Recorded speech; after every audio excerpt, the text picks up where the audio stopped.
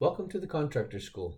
Remember to take good notes on this math. We're currently in section branch circuits, Article 210, 215, 220, 230, all of them used to create some math questions on your examination, electrical examination. So according to the National Electrical Code, let's get right into this one. And excluding exceptions, what would be the minimum standard size fuse or breaker required for the following loads?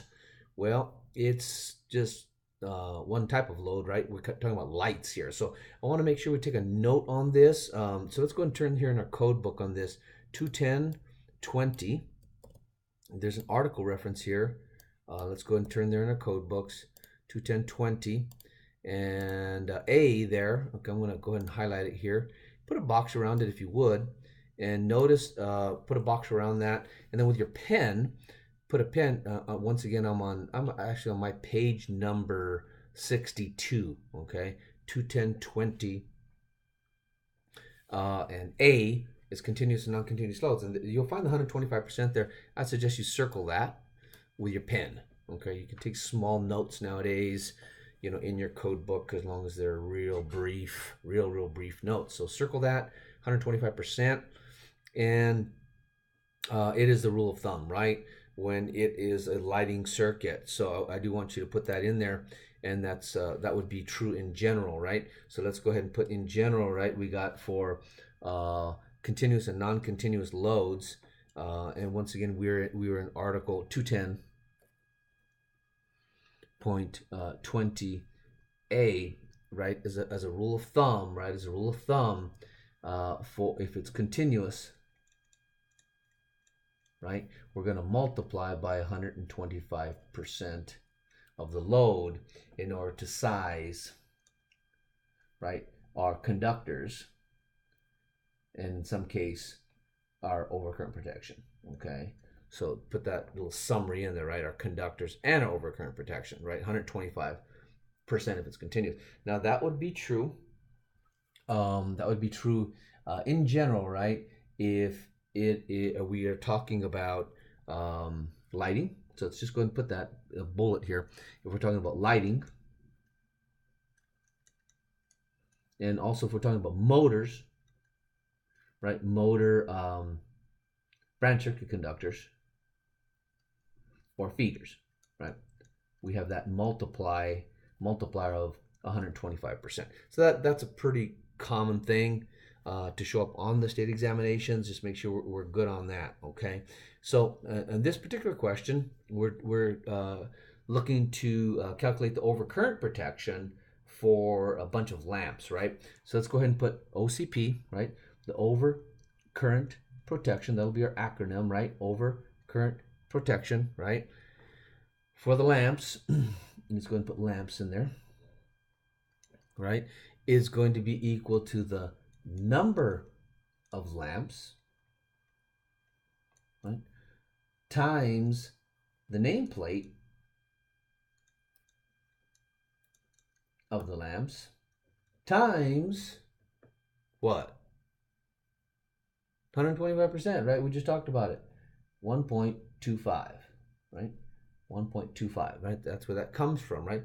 Because we know that in general, as a rule of thumb, right, we got 125% of the lighting load for the overcurrent protection, right? That would kind of make sense, right? You don't want to size it exactly as the load, and then when you turn every single light on, you keep popping the overcurrent protection. That wouldn't make sense. Okay, so let's just think logically here, guys. Number of lamps, in this case, it was 32. 32 luminaires, right? 32 lamps. Let's put lamps there. Be thorough on this thing. Times, it was half an amp, right? Half an amp. So 0.5 amps per lamp, right? That way these lamps units are going to cancel here. That lamp on the denominator is going to cancel with that lamp in the numerator, right? Just a little bit of basic math. Times 1.25, right? And then let's go ahead and knock this thing out here. Pretty straightforward, right? If we multiply that on our calculator, I think we've just finished this thing up. 32 times 0.5 times 1.25 is 20. Okay, so 20 amperes. And go ahead and put a box around that. That is the correct answer. Okay, and there is now a lot of times it won't come out to be a round number, a standard size overcurrent protection. We need to size up using table. Write this in your notes. 240.6 A. 240.6A. So let's go ahead and go there and make sure we can find it. We got it highlighted. We're good to go. Table 240.6. And if you've already beat me there, that's a praise the Lord, because in the computer it's actually a little bit slower than just having a tab. I mean, having a tab, it's, you know, just flip there. You should have a tab on this or something so you can find it. Okay, I've got to be able to find it again. So standard sizes, right? If you come up with 16, that's not a standard. You got to go up to 20. Come up with 22, you got to go with 25. Right? This time we came up exactly with 20, and so the correct answer would simply be 20. Okay, but this table is used all the time for sizing. For example, disconnects, right? Disconnects can either be 30 or 60, 100 or 200, but also sometimes they'll just ask flat out questions that, because people can't find the table, don't know it exists or whatever, and they'll say, you know, which one is not a standard? Using this table, take a good look at it now. Now that we're staring at it, which one is not a standard? 55, 60, 70, or 80? 55, 60, 70, or 80. Which one's not a standard? And a lot of people say, oh, 60, right? Well, no. What's not a standard is 55. How about, what if they give you this? 95, 90, 85, and 80. Right? Well, then 95 or 85, right? So it's you use this to size up to the next size standard, okay? And especially once you get up into the 85s, you know, is 120 a standard? Well, I don't know, I can't remember, right? You need to come over to this table, make sure you look it up, okay? 225, that's kind of an odd one, right? Look it up, make sure you know what the standard is, okay? So in this case, let's finish this thing up, okay? 20 amps is the correct answer. Okay, not very difficult question. Let's go on to something a little bit more interesting. Okay, this has a little bit more math because there's 3 types of loads. Okay, and we want to make sure we don't forget anything. So let's get this in our notes. I'm going to just draw a line here. See if we can't squeeze it into our notes. Okay, so just draw a line in your notes, or just continue on the next page. That's fine. Okay, what would be? Let me put it back up there. What would be the calculated circuit impedance given the following combination of 120 volt loads? Okay, a motor at 3.3 amps, a receptacle at 180, and lighting circuit at 7 amps, non-continuous light. Okay, so it actually tells you non-continuous there. So in this case, we're not going to multiply by 125. Okay, percent for that one. Okay, so let's go ahead and knock this thing out. Right, let's put it in our notes. If we got one motor, right, at 3.3 amps, right, and since we know Ohm's law, right, our amps times 120 volts, right, is going to be equal to, well, let's see what the calculator says, right? Well, 3.3 times 120, oh, it's 396, but let's not forget that this is a motor. It's a motor. We talked about that right up here, right? Right up here.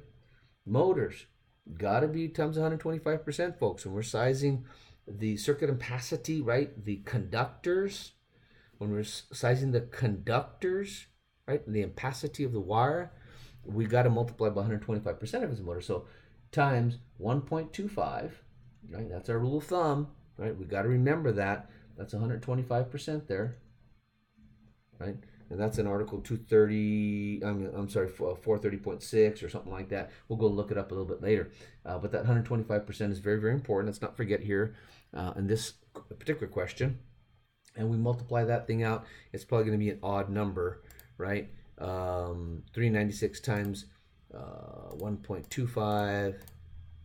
No, it's just 495. So 495 volt amperes, right?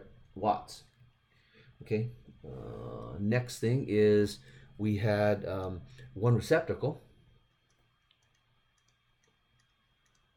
right? And that was simply at 180. So I'm just going to draw a line over here, 180 volt amps for the receptacle, okay?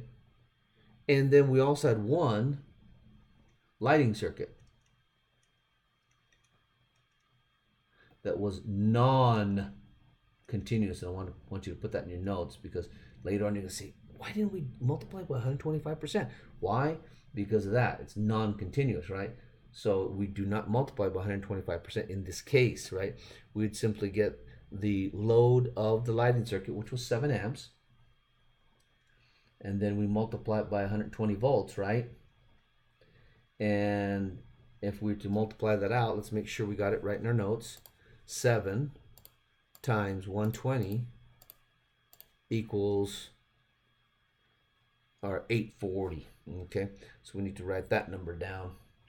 840 volt amps. Okay, now just remember, guys, that whenever we use Ohm's law over here, right, just like we use Ohm's law right here, it all comes from knowing that P is equal to I times E, right? We've talked about this a bunch. That is very, very common for the test. You've got to know that, right? That is like fundamentals, right, from Ohm's law. You've got to know that, okay? So once we just got our individual loads and we add them up, right? I got a 5 here, and then 9 and 4, 13.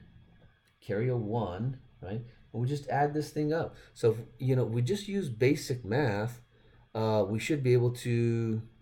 Oh, I messed up. We better use our calculator, okay? Because I had a little bit crooked there. So let's just use the calculator, okay? I think that's probably a little safer in this case. We've got 495 plus 180 plus 840. That's probably safer just to get it right. Okay, 1515. So let's write that in our notes. 1515 volt amperes. Okay, now that's power, right? Once again, that's kind of messed up on that one there, but that's power, right? That's power. But we weren't asked for power. If we look at the answers, all the answers are in what? What are the units of the answers? They're in amps, right? Amps, right? So going back to our little formula wheel here, let's see if we can pull it back up here. Got all this stuff in the way here. But in our workbook, going back to this wheel, and I know that you guys should still have it out. If not, you kind of keep this, pinned open here, because we use this all the time, right? When we're looking for I, right, we're down in this section over here for current, I, right? And we got P, right, here. And isn't it P divided by E, right? Trying to slow down here just to make sure we're getting it. I is equal to P. We calculated 1515 volt amperes. We know it's a 120 volt circuit, right? So wouldn't it be I is equal to P over E? Sure, okay. And the other thing that is kind of cool, and I'll just throw it in there at this time, right, is if we just make a little simple pi wheel, P, right, is equal to I times E, and we just put it in a little smaller pi, right, kind of like this, right, and I'm going to draw a circle around it, make a pi out of it, okay, and if I'm looking for I, I'm looking for this one over here, right? If I'm looking for I, and I go ahead and cover it up, right? If I cover this one up, then if I'm looking for I, let's see if I can do that here. If I cover this one up, right? If I cover this one up here, and I'm looking for I, right? Then wouldn't it simply be P, right, divide, which is what we just calculated, 1515, divided by E, and the E is 120, right? The E is 120 volts, right? This is our 1515 volt amperes, right? And of course, volts are going to cancel, leaving us with amperes, right? So isn't it I equal to P divided by E, right? 15 divided by 120, and it's equal to the correct answer, 12.6 amps. Put a box around it. Pray that one comes up. That's the correct answer. Put a star on it, highlight it in your notes, right? That is the correct answer to this question, 12.6 amperes. Okay, not a real tough question. You know, it just takes a little bit of time. Our motor load plus our receptacle load, right? Plus our lighting load, get our total power, divided by 120, get 12.6 amps, and we're done. Okay, so let's go ahead and go to another one. I'll let you read that one more time. There's the question, and before we move on to the next question for our notes.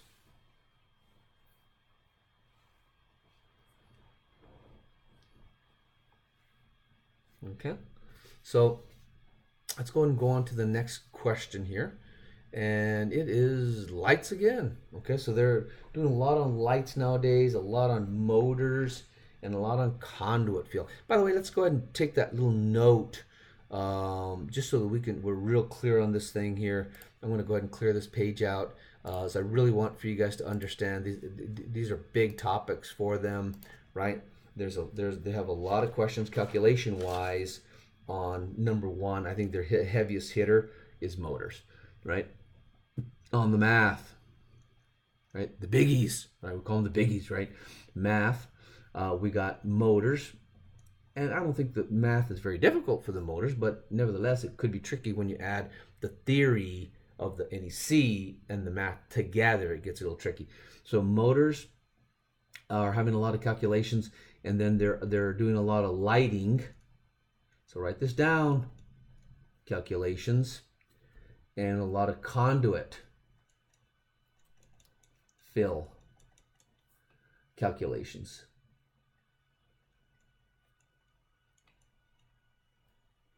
Right? So this is where a lot of the calculations are coming from: motors, lighting, and conduit field. Those are kind of like the biggies, the big three, you know, in terms of the math. Okay, and services are stuck in there too. You know, those always have been on the exam, right? Let's go ahead and put services in there, right? But you know, you got your services, of course, and your feeders, which we've been talking about, and your branch circuit conductors in terms of calculations. Missed an end there. So, you know, but I would say what they're adding a lot of is motor questions, lighting questions, and then conduit field questions to make up more math for y'all to solve. Okay, so, you know, just keeping that in mind, let's go ahead and go on to this question here regarding another lighting question. Calculate the required number of 20 ampere. So this is the number of branch circuits. Okay, well, that would make sense, right? If we got a grocery store, right, calculate the required number of 20 ampere general lighting branch circuits for the following building. It's a grocery store, so how many branch circuits would you require? That's a pretty good question, right? How many breakers do I need? 75,000 square foot grocery store. It's operating at 277,480. That's three phase, right? That would kind of make sense for commercial building. And then actual lighting load is, that's kind of odd, right? Look at, we got the lighting load, right? We got the lighting load here, actual, but then we got square footage. So that's a little bit of a contradiction here. And you need to know that you use the larger of the two. You use the larger of the two. So let's go and put that in our notes, right? Put that in the notes. So for lighting loads, use the larger of the two, right? Either the actual or based on the area, right? The square footage, right? So either the area, right?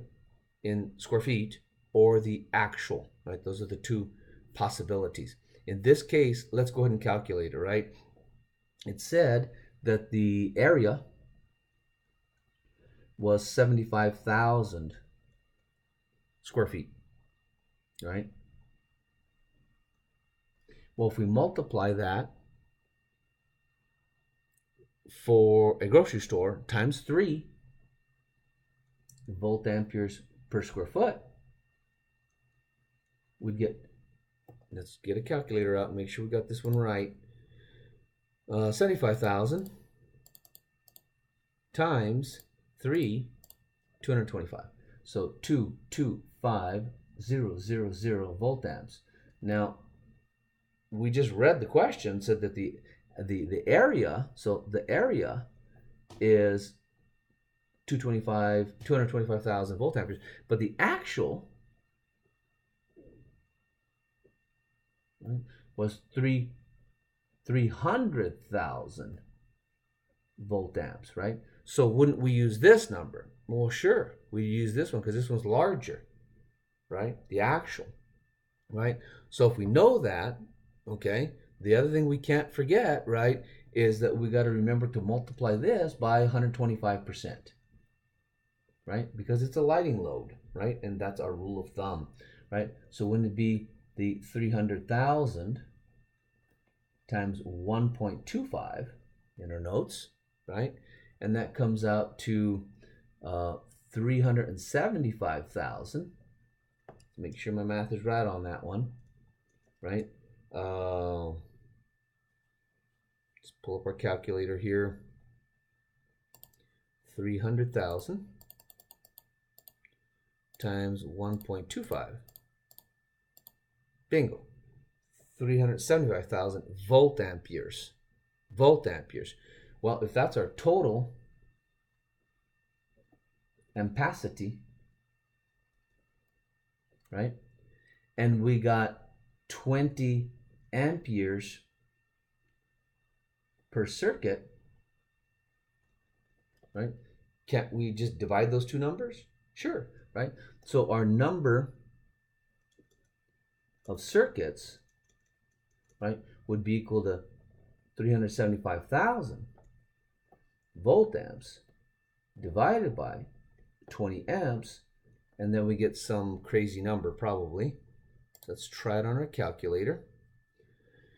Still got my 375,000 in there, right? So I just divide by 20, hit the equal sign, and that's all weird, right? Because I got my units messed up here, right? Because I'm dividing volt amperes by amps. That doesn't make any sense, right? So we gotta whack this, right? Don't we still gotta divide by 277? I apologize. We still gotta divide by 277 volts, don't we? Right? Because we want amps here, right? So I apologize on that. So isn't it our 375,000 volt amperes divided by 277? Let's back it up here. Let's back it up. Going a little bit too fast here, right? Because isn't we need the ampacity, right? And isn't I equal to P divided by E? Well, sure. I is equal to P divided by E. Come on, right? Power divided by the voltage gives us current, right? So that's what we need to do first. And just jump the gun here. It's very easy to make mistakes on these. 375,000 divided by 277. And if you come up with a number that's all crazy, well, you've made a mistake. You got to back up and just don't freak out. Keep your cool, take a breath, and get it right, right? So this now it's 1,300. Where'd my calculator go? And 53.79 amps, right? Then we get that number and divide it. Come on now. Let's keep it straight by 20 amps. per circuit, then we can get the correct answer.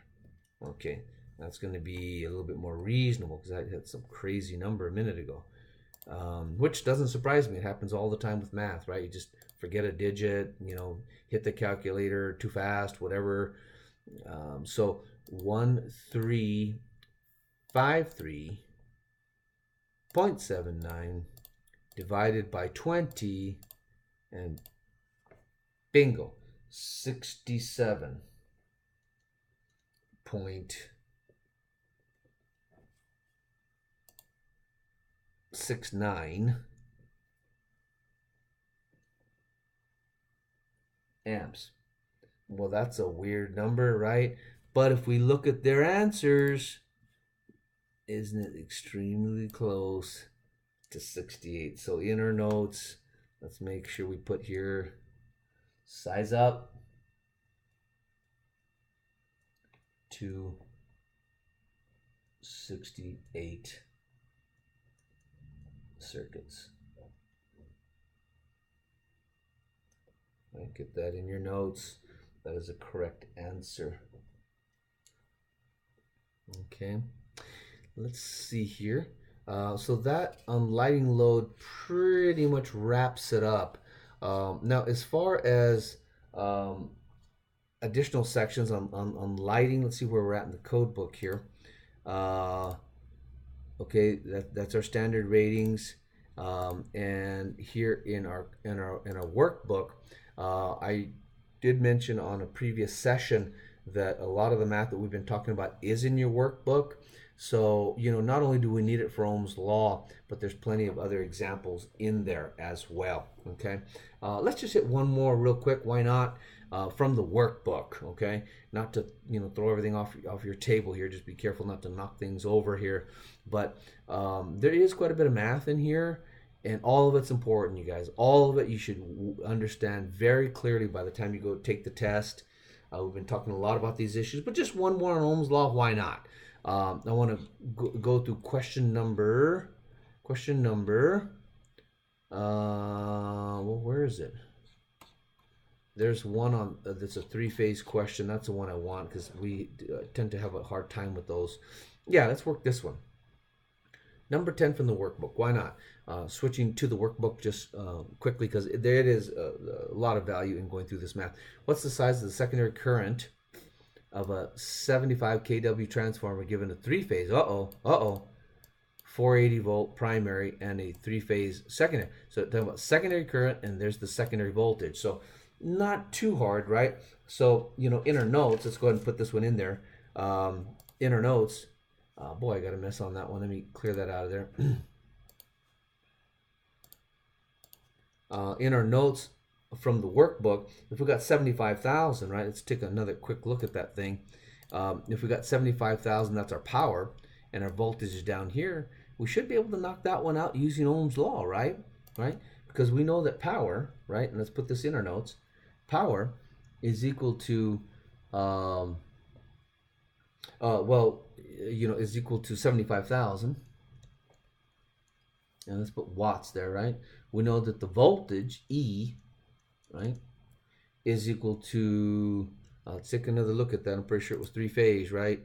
Let's see what document we're in here. There it is, 120.28, right? So 120.28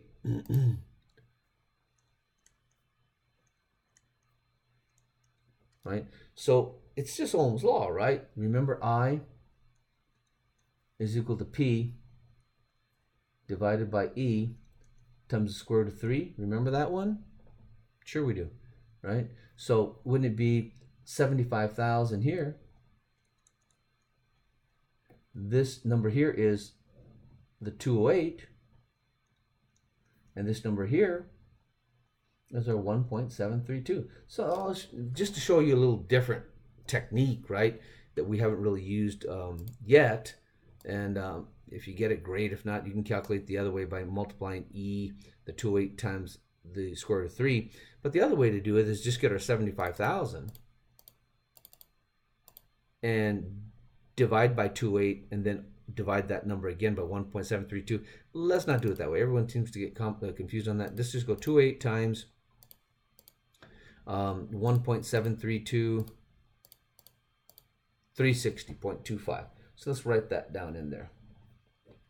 360.25 divided into 75,000, and we'll just finish this thing up, right? Not that bad. 75,000, move this out of the way a little bit. 75,000 divided by 360.25, and we get 208 amps. Okay, so very typical type question to show up on there. It's a biggie for the test. This one right here is a huge question, huge formula that you need to, like I said, make a tattoo on your arm or something, because you will be needing it. Okay, so once again, I appreciate